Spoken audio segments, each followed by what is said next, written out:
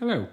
So this is a 1969 Honda CT90 that I picked up off what came from an elderly lady in Boulder who bought it originally in 1969 apparently to get her groceries, and then either she had a mishap on it or slipped. I don't know what the story, but anyway, she put it in her garage for like 50 years and then it came my way. So cool thing about this is it has like 89 or maybe nearly 90 miles on it, 89.6 miles on it, which is incredible for a 52-year-old motorcycle. So this is the 1969, very collectible, I'm told, and based on the amount of money I've just sold it for, I'd have to agree. And this is pretty much how it came. I did replace the fork boots on it. I put a plug in it, I cleaned the carb, I replaced the O-ring at the front of the carb and the O-ring on top of the carburetor there. But other than that, everything's absolutely bone stock. I changed the oil as well, put a plug in it. Did I say that? Quick rundown. This, a 69 was the first that got telescopic forks, and actually, because I happen to have a plethora of these, oh no, they're in pieces, aren't they? Yeah, it's this one. So this one here, look, that's like a 60, I think it's a 68 or 67, so it has that little cantilever, right? So this has the regular telescopic forks, very similar to XR100, I believe. So that was the first for 69, and the plastic shroud might have been the first for 69 as well, because prior to that they had like a kind of like a plastic wrap that went over there. This is a 4-speed as well, and what's different, I mean, I've got my Trail 110, and what's different than Trail 110s, it's 4 down. This is 4 down. So a Trail 110 is 4 up, meaning you go 1, 2, 3, 4 to shift up to first, second, third, fourth gear. This one is 1, 2, 3, 4 down. So say that's effectively backwards, right? As to what it was. So that's one difference. But other than that, it's got points still. They didn't put CDI on these till about 1980, maybe on the 110. But it does have the high-low ratio. So the high-low ratio switch is just there, so you can go between high-low ratio, which is when I first got one of these, or the 110, I was like, oh, I'll never use low ratio, it absolutely crawls. But when you're going up like a sort of 15% incline in the mountains in the mud, it's actually pretty damn handy. Other features on this particular model, you'll notice it doesn't have the auxiliary fuel tank, right? It neither has turn signals, which came along on later 90s, and I'm going to guess probably about 73, 74, 75, something like that. They might well have been options, I simply don't know. What's also interesting about the earlier 90s, or 90s, is that you have an on-off switch for the lights, right? And the lights, you can turn them on and they're powered off the battery. On the later 110s, they actually run off the alternator or magneto or generator or whatever it is. So the front headlight doesn't work until the engine's running.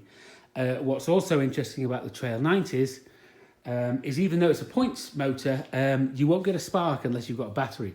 So these are still 6 volts, and I don't think they're more. The 110 I've got, and that's my 110 over there, which we've had so much fun on, which is the metal flake helmet, but so much fun on in the mountains, hooning around up there. But these say you have to have a battery which lives behind that cover in order to get these to spark, because when I got it, I kicked it over like, ugh. No spark, here we go, I'm going to have to fiddle around with something here. But that turned out not to be the case, because I just put a battery in it, got a new battery for it, and that was it. So, this is remarkable condition. Points being underneath here that you can't see. It's got the original rubbers and the little strap that holds the wiring loom on. We've got the blanking plates here where turn signals would go. It's got a nice 1975 Colorado plate on it. If you look at the condition of that, it's almost like new, and it is an 89-year-old bike, or rather 89-mile bike that's 52 years old, and it does run like new. I mean, it really didn't take much to get it going. Other than that, it's just a stock 90. You do have these blanks up here also for the turn signals. And there's a turn signal switch as well, so maybe it was an option. The horn does work. I don't have the keys in the car, because I say I'm going to take this to its new owner. I put this on eBay and it got immensely popular very, very quickly. But basically somebody made me an offer I simply couldn't refuse. So it did come my way. Let's call it a good deal. but like I said, I got it running and did all that stuff, and it's titled as well. Another interesting thing about this, it doesn't have a side stand, and there's no witness mark to say that there was ever one there. So it's unlikely that this old lady decided to take it off and use it on something else, like her 754 or something like that. So it didn't have a side stand. Again, I don't know what the history was, whether that's an option or what, I don't know. But it did come from Boulder Cycle Centre. So if you're watching this, Don, in Omaha maybe, who bought this, I hope you're having a blast on it, because it's a lot of fun. See how clean the back sprocket is. You know, how new the chain looks, and just generally, I mean, you know, this. What was interesting is that, you know, you undo this, and this was before they used rubber. It's cork, you know. It's a piece of cork there, right? And that was the seal, so that's still there and adding tactum. Again, came with the rack as standard. It did actually have a passenger seat on it that I didn't put on it when I sold it. And hey, what's really interesting is I thought, okay, collectible Japanese bike, I'll put it on Bring a Trailer, right? So Bring a Trailer is like the posh version of eBay for classic cars and classic bikes. And you actually have to submit and get their permission to post. And they said, no thanks. And I think I just got some form letter that said, oh, we get lots of trail 90s. And I was like, F you, you know. Oh yeah, new resolution, no swearing on YouTube, right? But I was like, F you. You know, this is an 89-mile CT90, and I bet there's less than a dozen of these in the country with this kind of mileage, right? Look, it's even got the clip that holds the speedometer cable to the, you know, just keeps them together like that. You see, little clip there. Has the original carb as well. So this has got a high altitude knob. So you pull your knob, and your knob comes out right there. And it must somehow weaken the mixture, inject air in or something like that. Here at Colorado, we're at 5,000 feet. I did schnizzle the screw there, if you can see it, yeah, there you go, the screw there to get the mixture right, and messed around with the idle to get it very nice. I also replaced the O-ring at the front of the carb, and more importantly, I placed the O-ring at the top of the carb. So I probably have a carb here somewhere. Ooh, I do have a glass of wine as well. I'll just yes, a glass of the finest cheap red wine. Okay,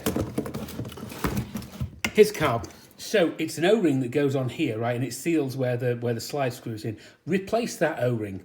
That will inevitably be in poor condition. So the O-ring there, and also the O-ring on the spray tube of the carb, but that one in particular.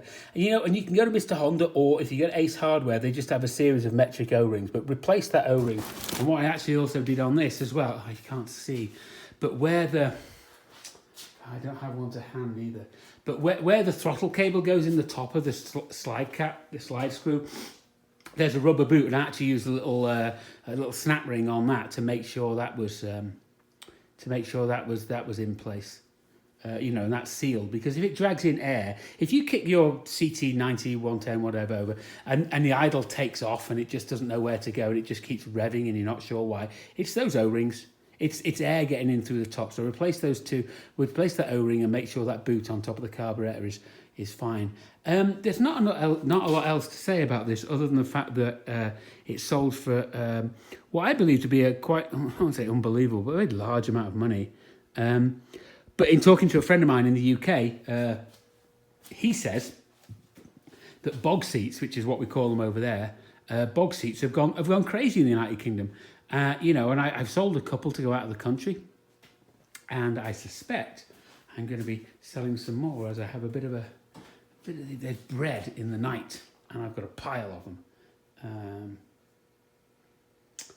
ST1100 alternator is finally giving up. One of the legs has died, so I've replaced all the bulbs with LEDs on the turn signals, on the driving lights, on the brake and tail light, and that's made a difference to the drawer on the battery, because I've got that little voltage meter on it there. So it's hanging in there at 107,500 miles, and the oil pressure light's been on for like 4,000 miles. So I'm not sure why, because well, I don't think it's oil pressure, because it's still going well. And I've just shredded the tyre on the Blackbird.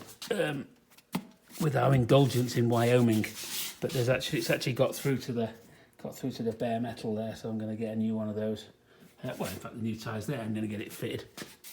But Honda Blackbird, nice bike. This is 67, say cantilever forks, forward-facing carburettor on there, okay, air cleaners here.